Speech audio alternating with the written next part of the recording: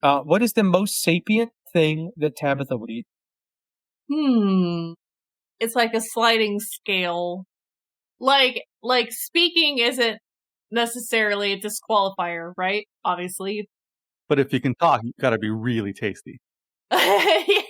It's basically like if the more removed from herself you, like from her people that you look, the more likely she is to be like, oh, I wonder if that's food. Okay, cue the music.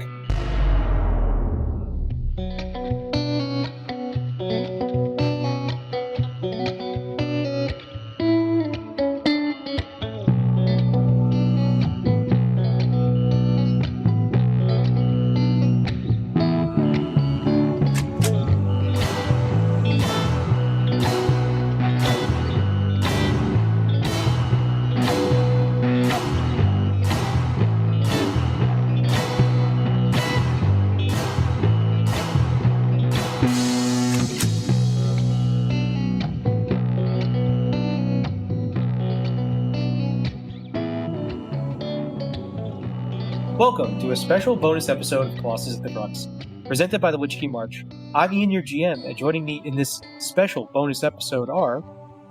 Hi, I'm Audra, and I play Tabitha, the ship's quartermaster. Hey, I'm Eugene, and I play Qualo, the ship's officer science. He plays the ship's science. The officer of science. I believe it's science officer. And on this very special episode of Colossus of the Crux, Tabitha and Qualo learn about the true value of friendship.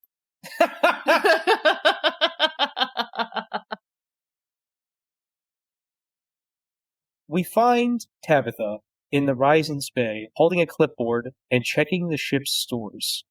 Tabitha, can you open the scene for us? What does the Risen's Bay look like, and what is the state of the ship's stores? Okay, so the bay is a little jumbled.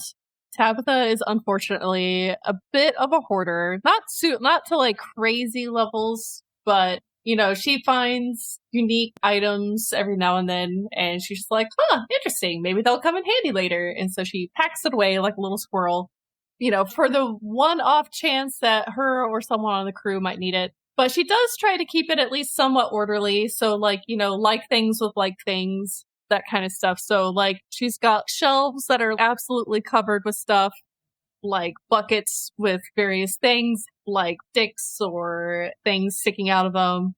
There's like a path around like some of the boxes and things that are full of like scrap that they're like intending to sell or like recycle or whatever. And then, yeah, like a shelf might have a label on it that's like metal objects, and it's just a random assortment of metal things. So there's like a loose organization, but at a first glance, you're just like, wow, this is a giant mess. Okay. And as you're scanning these racks, specifically the metal objects, you see on the ground next to one of them is the giant ball of swords. Probably her most exciting find, in her opinion, just from the, like, killing potential that it has. And now, as you're looking at it under the lights of the bay, it looks different than when you saw it at the Boston Found. You can see, looking at it now, that there are seams on the interior sphere of the ball of swords. Can I, like, pry it apart? You can definitely try. Strength roll? Yes. Okay, I rolled a 19 with hope. So she's gonna, like, do the cat thing where her, like, she flexes her fingers and her claws come out longer. And she's gonna take freshly painted. Yes, and she's going to very carefully interlace her claws together into the seam, so that she has, like, nice equal gripping strength, right? And then try to just literally tear it open by, like, getting her claws into that. Okay, so you do indeed get your claws into the seam and you start to pull, and for a split second, it feels like it does start to give, and then you are inundated with the most intense shrill you have ever heard.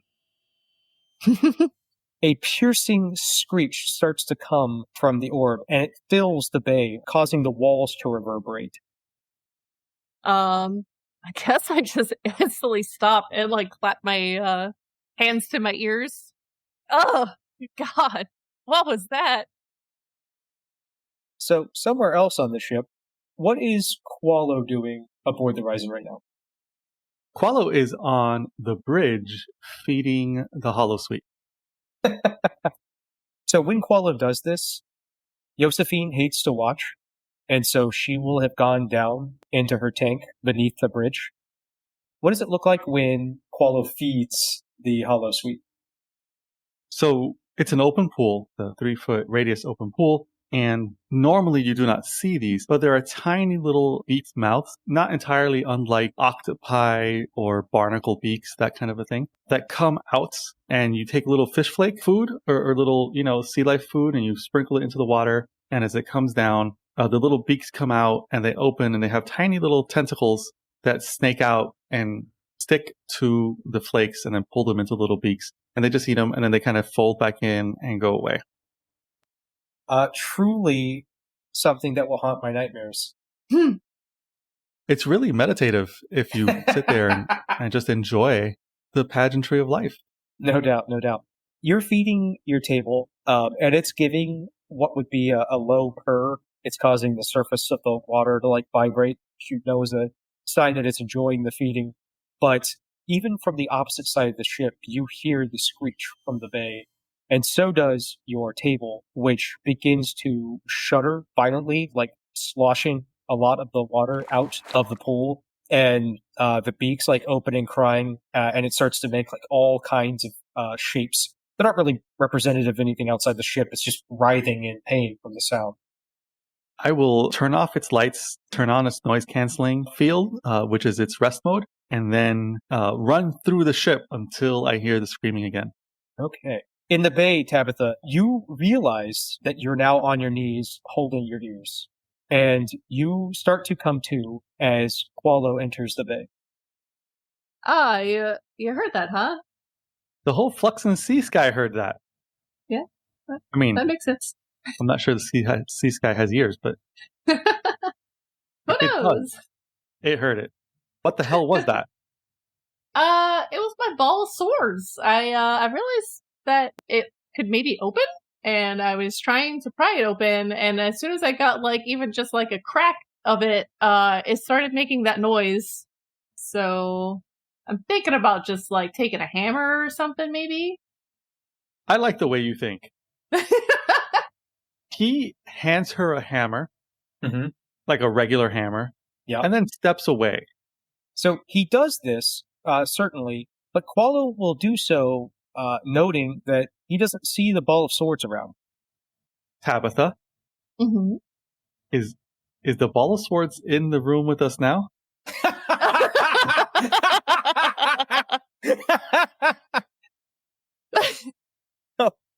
Oh, damn, that was good. Me, still on my knees, I look in front of me with my hands up, where did it go? It was right here. I had my claws in it. And I start frantically looking around to see if maybe it rolled or something. That's fantastic. Qualo, can I get an instinct reaction roll from you? Okay. Instinct reaction roll. 13. With fear. Okay. It's reaction. It is a reaction. 13. So you hear behind you, very quietly, almost like wind chimes, if they were being drug against the floor. And it is quiet, but the tinkling is growing closer. I am going to whirl around. Is the ball of swords coming toward me or going toward the door? It's going toward you, and the ball of swords has unrolled so that it is now a centipede with swords for legs. Oh, I am going to run behind Tabitha.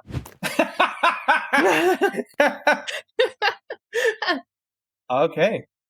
So I'm going to crouch down and got my hands out like I'm ready to like try to catch it as it comes towards us. Okay. I will let you make a strength roll or agility roll. I'll let you pick strength or agility to try to catch it, because indeed it is going to leap into the air and try to drive two swords into your eyes. Okay. I've got 11 with hope. The good news is you gotta hope. Bad news is I no longer have eyes. Well, it didn't roll great for damage, so it is going to deal 5 damage to you. And indeed, you are vulnerable. You will not have gotten in, like, your eyes exactly, but you had to grab the swords to keep them from going into your eyes. Mm-hmm. And so it has cut both of your hands as if you had just grabbed 2 swords. Okay. So how many points of HP is 5 damage? It should just be 1. Yeah, that makes sense. All right, it is back to you guys. Well, if I already have it in my hands, I'm going to try to hold it still now that I have it. Okay, since I have it upright, Qualo, can you try to like stab it in the stomach or Tabitha says something? this calmly while holding the swords right above her eyes. How much hope do you have, Tabitha? 2? Well, 3 if we're counting your trait that we get for free. I don't see why we wouldn't. Hell yeah, I got 3. You want to collaborate? Hell yeah. Okay. So when she holds it up, I'm going to take a quick look. Does it have any genitalia? No. Does it have a cloaca? It looks like a strip of rolled out tire that has rolled in such a way to like maximize the surface area so that all of the swords are now in one strip. So sort of like somebody took an orange and like peeled the whole thing. Does it have seams? No, not anymore. The seams are now at the sides of its body. Okay. I will just hit it in the belly, I guess, with my Screama stick. Since you guys are doing a tag team, you'll like Screama stick it, and then Tabitha, what are you doing as part of the tag team? I'm gonna maybe try to rip its little sword arms off that it tried to stab me with. Okay. Alright, so give me you guys' rolls. And Tabitha, don't forget to mark them. I rolled a 17 with hope. Nice. That beats my 12 with hope. Okay. So 17 with a hope definitely succeeds. Go ahead and roll the damage, Qualo. 9 damage for me. Okay. 9 damage and a successful grab from Tabitha. So you slide under this thing and whack it in its tummy? Question mark? While Tabitha calmly, much more calmly than makes any sense, pries apart the swords. And when this creature realizes that it's getting more than it's giving, the swords that are in your hand, Tabitha, will come out, sort of like a lizard letting go of its tail. And then it will begin to scurry away from you all. And I will spend the fear to have it find a duct, and then immediately, like the swords fold flat under its body, and it shimmies into the duct. It's like a snake? Like a snake. Over the intercom, you will hear, hello?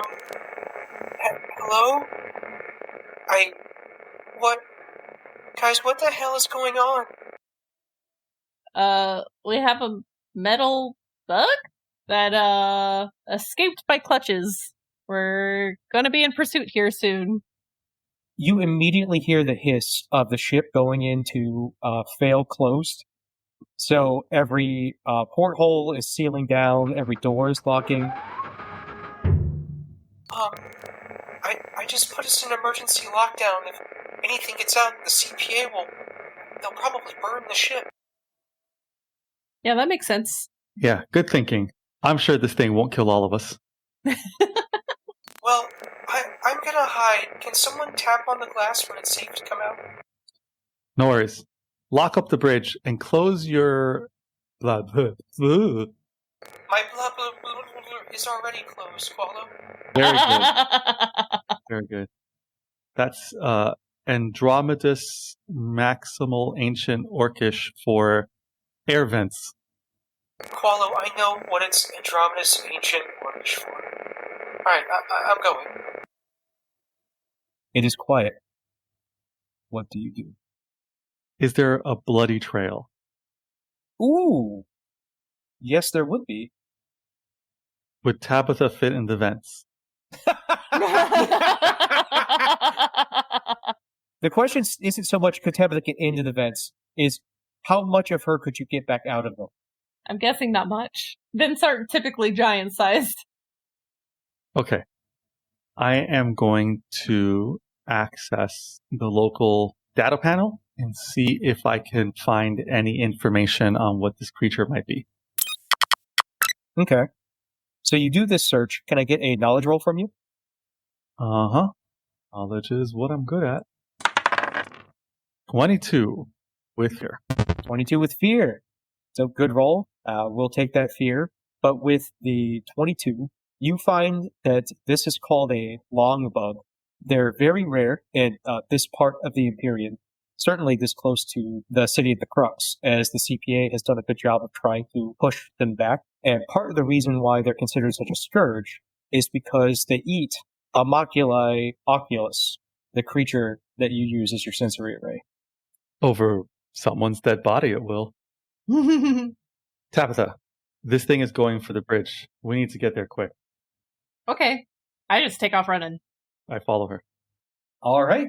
You two make all haste. So you are charging through the ship, and you make it to the bridge, and it is quiet. Okay. I seal off the door so that it can't exit. I override the vent closure so that it's open. The Essentia Drive blast shield that goes up when Josephine is in the dream state, I make sure that's up. Okay. And then I check my hollow field and tell Tabitha to be ready. It's going to come for this any minute now. This cannot die. It's irreplaceable. It's just completely irreplaceable. And I pet it affectionately. It rumbles under your finger. One of the little beaks comes out and I stroke it. Mm-hmm. So disgusting. All right. Well, do you know how long it's going to take for it to get here, or just be like constant vigilance kind of deal? Well, there's an extra-orbital sentient sword monster coming at us. I'm thinking vigilance is the thing. All right. Well, with that said, I'll get down and like in my little crouch, ready for anything kind of mode, with like my ears twitching around, trying to pick up tiny sounds to alert me to its presence before it actually comes, so it doesn't like can't sneak up behind me or something. Okay.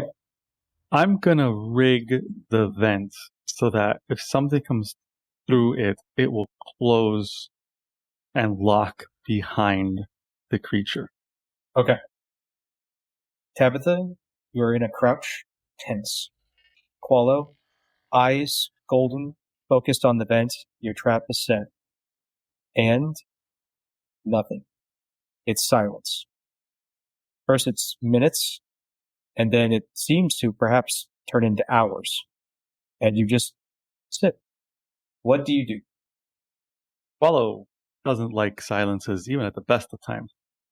His eyes dart back to the vent and then back to her, and he relaxes just a little bit, perhaps unwisely. I've been meaning to ask you something. On the third moon of the Genevieve quadrant, there is these canovoid creatures, and don't be offended by this, but look a lot like you, except they're like giant dog pigs. And one of the things about them is that when they have a litter, only one of them survives the litter. Like they become adults by killing all of their litter mates. That sounds awful. Did you kill your litter mates?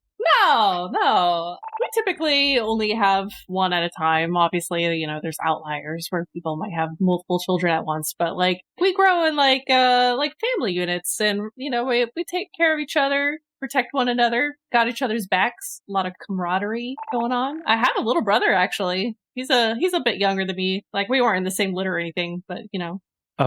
Wait, you have a sibling? Yeah. Like from the same parents? Yeah. Qualo's facial expression is, he's kind of grossed out by the idea. or more maybe perplexed. I don't know. It just seems like a bizarre notion. The idea of being genetically related to people seems weird to him. So when you say a family, you mean there's just like a village of people, right? Well, we travel around. We don't like really stay in one place for too long. So a village in heart, but like not in location. You're nomadic? Mm-hmm. Why? If you haven't noticed, and Tabitha gestures at herself, we're rather large, and it takes a lot to feed us. We've kind of like naturally leaned towards roaming around for food so that we don't like overtax one area for too long. And that's, I don't know, it's tradition. It's what we do. We go out and hunt the biggest, fiercest animals and we eat them, and we move on and find the next biggest, fiercest animal and eat it. But like, where's your school? What's that? You know what a school is. I don't. What? So, it's a building, and you go to it. And there's lots of different types of buildings and lots of different types of schools. But you go to it with other people roughly your age, and then the elders teach you stuff. You mean like when the elder lady tells us about our histories? Yeah, you can study history if you want. I always thought that was kind of boring, but yeah, some people like it. The historians and bards study history, but you can study physics. You can study sea sky mechanics. You can study engine lore. I spent most of my time studying everything, which people around the school would often get frustrated by. But I was just, everything is so interesting that I just could never study any one thing for very long. I always wanted to move on to the next thing. There's always just a more interesting question right around the corner. That's interesting. I don't know a lot of the subjects you just mentioned.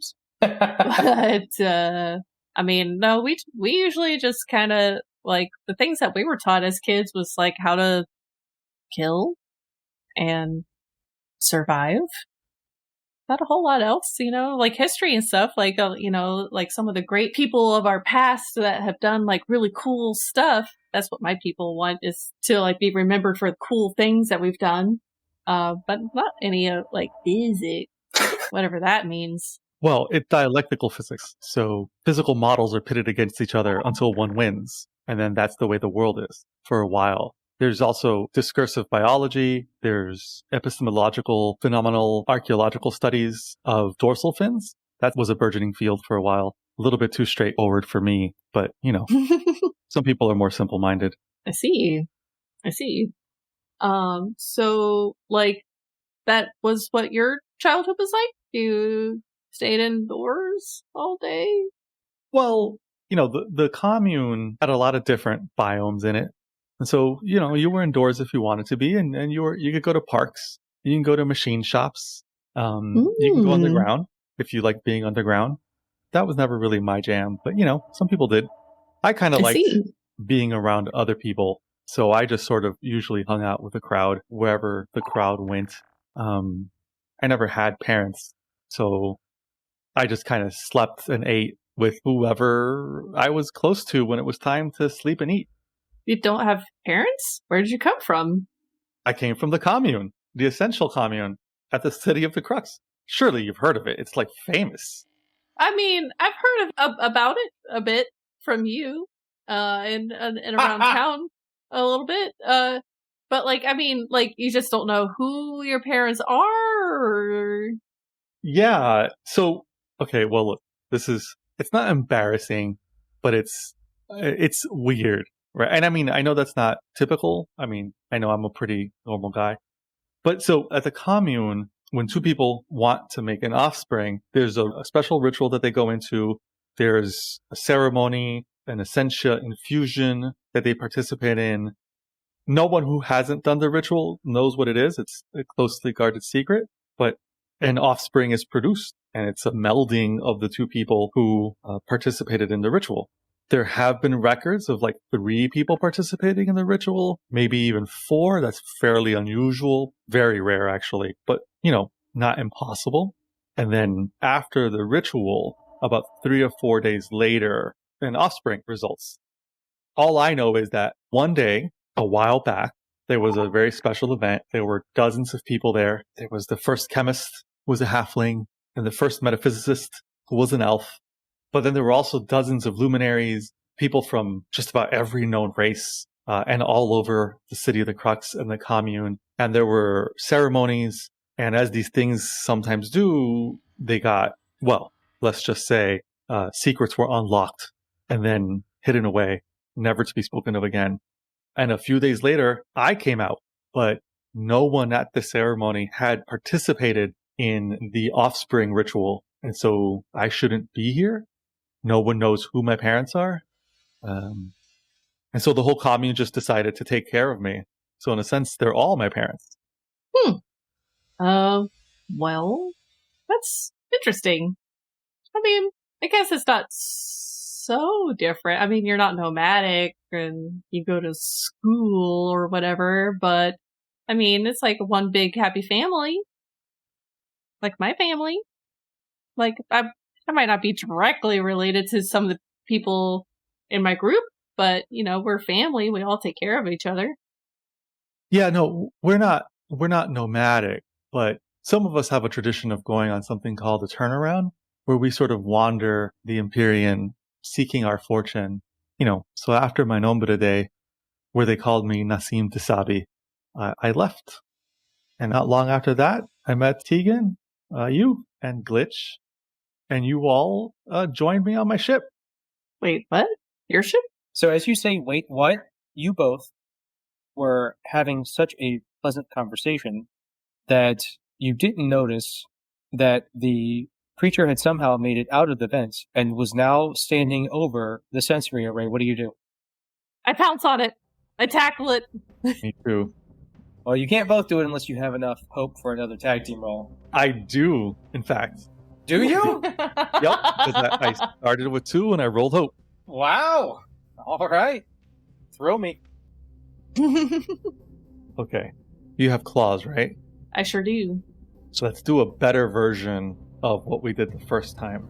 Okay. So I'm going to run up your back, do a somersault, shove my Eskrima in its mouth, and then let my momentum pull it backwards so that it's bending over backwards, exposing its underside for you to hack the fuck out of it with your sword. Okay. Does that sound good? Yeah, that sounds good. Okay. All right, give me those rolls. I'm rolling strength. You would? Yeah, and I'm rolling finesse. Oh! I got a 25 with fear. I got a 17 with hope. Which roll are you using? I kind of want to just go with the 25. What do you think? I think that the last time we attacked, your 17 hit it. That is true. That is true. So, I don't know. Let's go with 25. Okay, that's perfect, because I really wanted to use that fear. So, Wow. you run up Tabitha's back, and this works totally in Qualo's mind's eye.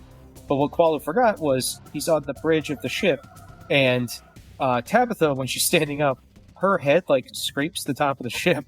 So as Qualo jumps, he scrapes his face against the ceiling of the ship. He still manages to pull off a backflip, and then manages to get his Eskrima sticks into the creature's mouth and pull it backward. But now there is a, bright red carpet burn streak up the side of Qualo's face. Qualo, it has permanently scooted one of your eyes about 1 inch up your face. Permanently? I mean, for the foreseeable future. But he has it pulled back. Tabitha, you jump in, and you rip it apart. Excellent. How much damage did you do, Qualo? I did 12. 12. That's going to be 2 points, and that is enough to defeat the creature.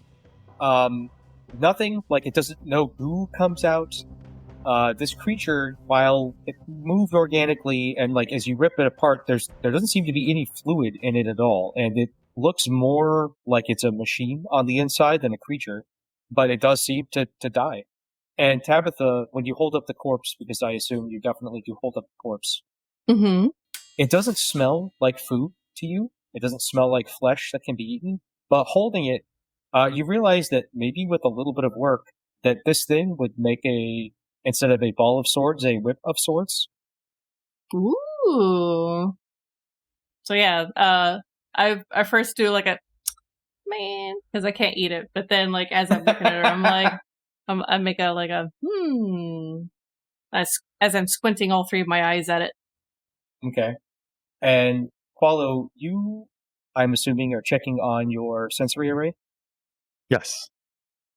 You can see that it is now humming again in appreciation. It had tried to like peel away from the edge, away from the creature, but now it's like settling back down and purring again. All right, good. And you catch the reflection of your golden eyes looking back at you as you watch your sensory array purr in satisfaction. No, that's good, because having slightly disjoint eyes helps you see angles a little bit more differently. And so it's going to help me study my hypertropic optical dimensional vortex array. And with that, we're going to end the session. A special thanks to our sound team, to Darrington Press for creating Daggerheart, the awesome game we're playing, and to our incredible fans. Don't forget to like, subscribe, comment, follow, 5 stars, the whole thing. It's the #1 way to help the show. Colossus of the Crux is part of the Witchkey March universe. If you're interested in playing in any of the associated games, you can find them on startplaying.games. You can also join us on our Discord or follow us on Instagram. Links are in the doobly-doo, and we will see you next week. Yahoo! Engineering is so easy. Oh, I just start using vaguely sciencey words, stringing them together. that's exactly it. That's the whole thing. Like, every now and then throw in a philosophy word just to make it more sci-fi.